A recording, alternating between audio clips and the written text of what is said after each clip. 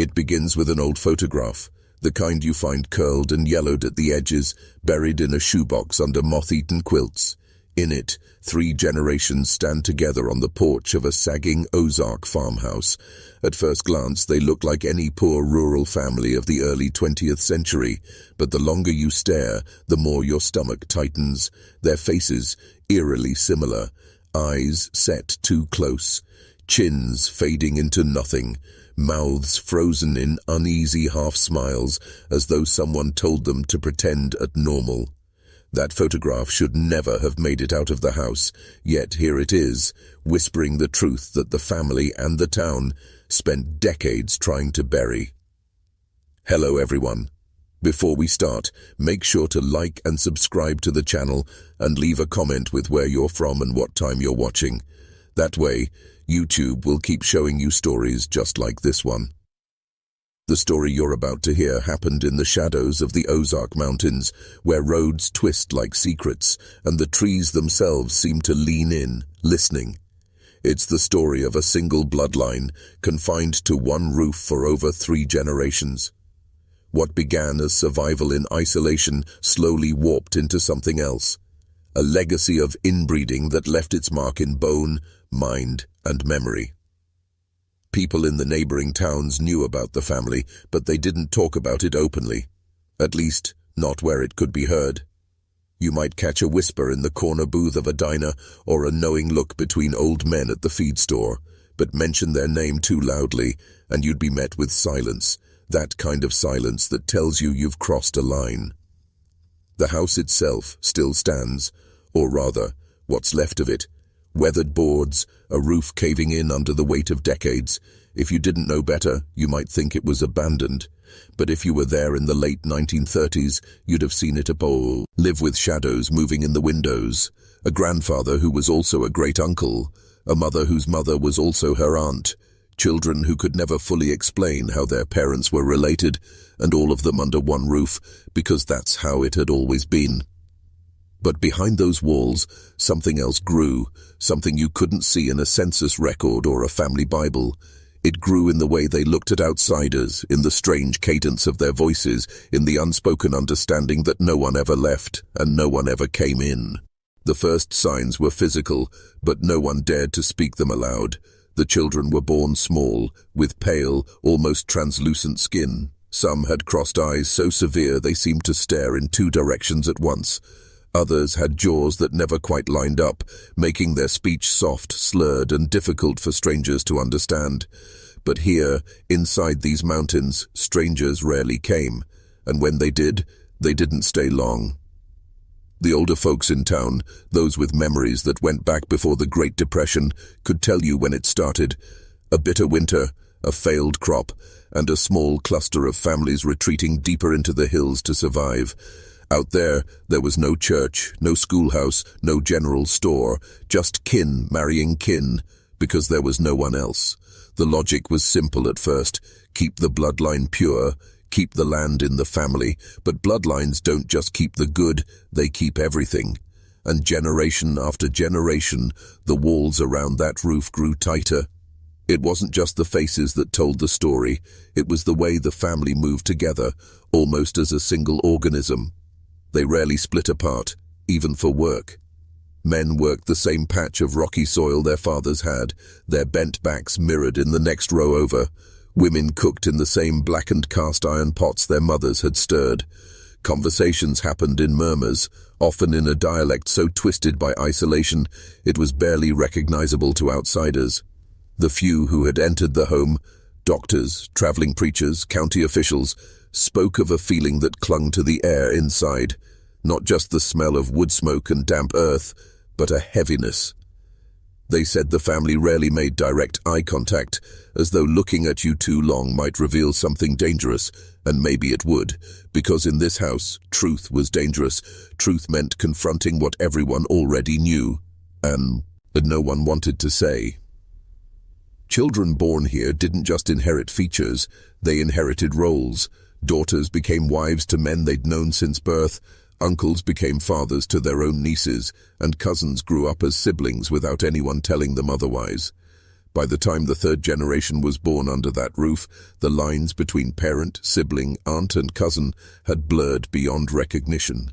And in a place where identity was built entirely on blood, no one considered that the blood itself might be the curse. By the mid-1940s, the family had become a quiet legend in the surrounding counties, a kind of whispered cautionary tale parents told their children to keep them from wandering too far into the hills. But legends have roots, and this one was buried deep beneath decades of secrecy. It was during this time that an itinerant schoolteacher, Miss Eliza Thornton, first stepped across the threshold of the house. She'd been sent by the county to assess why the children weren't attending school. The official reason was truancy. The unofficial reason was far more unsettling. She later wrote in her private journal, never intended for public eyes, that when the door opened, she felt as though she'd been pulled into a place where time had stopped, or perhaps never existed at all. Inside, she saw 3 generations living together in 2 cramped rooms. The oldest man, stooped, with hair as white as the linens hanging to dry, watched her with an expression that hovered between suspicion and exhaustion. Beside him, a middle-aged woman, who might have been his daughter, or his niece, stirred something thick and grey in a pot over the hearth. And scattered around them, children of various ages stood barefoot on warped floorboards, all with the same set of pale eyes and slack mouths, as though they'd been cast from the same mould. Miss Thornton tried to speak to them, asked for their names, their ages, but most only stared in silence. A few whispered in voices so low she could barely hear, and their words were tangled in a dialect she could hardly decipher. She noted their schooling level was years behind their ages, some unable to write their names, others unable to read a single word. But what unsettled her most wasn't the lack of education, it was the way they clung to one another. If she addressed one child, another would answer. If she asked where their father was, a cousin would point to a man who might have been both father and uncle at once. When she left, she carried with her more questions than answers. In her report to the county, she described unsuitable living conditions and family ties too close for the comfort of law. But the report went nowhere. Out here, in the folds of the Ozarks, the law moved slowly, and sometimes not at all. And so the house kept its secrets, and the bloodline remained unbroken. By the early 1950s, the weight of the family's isolation began to show in ways that even the town could no longer ignore. Health problems, strange, persistent, and generational, were surfacing with increasing frequency. Joints that swelled without reason, hearing that faded before middle age, and bouts of confusion or sudden anger that would come and go like storms. Outsiders might have called them symptoms, the family called them spells, and they were endured in silence. The local doctor, a man named Robert Alden, had tended to the family for nearly 20 years. He was one of the few outsiders who could walk through their door without fear. In his notes, kept locked away in a leather case, he wrote of patterns he could not ignore. Children resemble one another as siblings, though records indicate otherwise. Birth defects common. Certain mannerisms and speech patterns present in nearly every member across generations. But Dr. Alden never took his findings to the county, not because he didn't care, but because he knew what would happen. Out here, a family's business was its own, and bringing the law, or worse, the newspapers, would only lead to the family vanishing deeper into the hills. The farm itself was shrinking. Rocky soil and thin harvests meant less food each year, and yet no one took work in town. Pride played a part, but there was also a deeper reason. The outside world didn't feel safe to them. Stories circulated of family members who had tried to leave, only to return months later, broken in spirit, muttering about how they didn't fit anywhere else.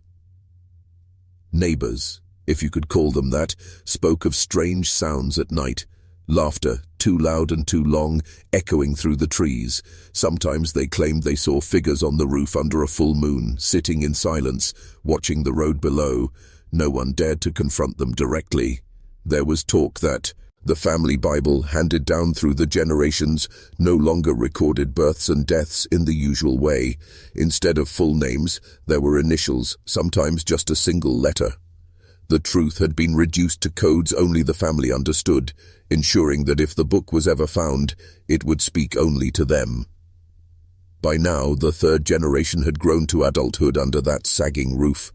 They were raising children of their own, children who carried the same pale eyes, the same narrow jaws, the same unspoken rules about who they could love and who they could not. The bloodline was still unbroken, but so was the curse. By the 1960s, the family had become a living ghost story, one you could almost believe was exaggerated until you saw them yourself. The Ozarks were changing, roads were being paved, electricity crept deeper into the hills, and outsiders were starting to settle nearby. But the house at the end of the dirt road stayed the same. Its windows remained dark at night, even after the county ran power lines past its gate. The family refused the connection, saying they had no need for it. Some suspected it wasn't stubbornness, but fear that light from within might reveal too much to those outside.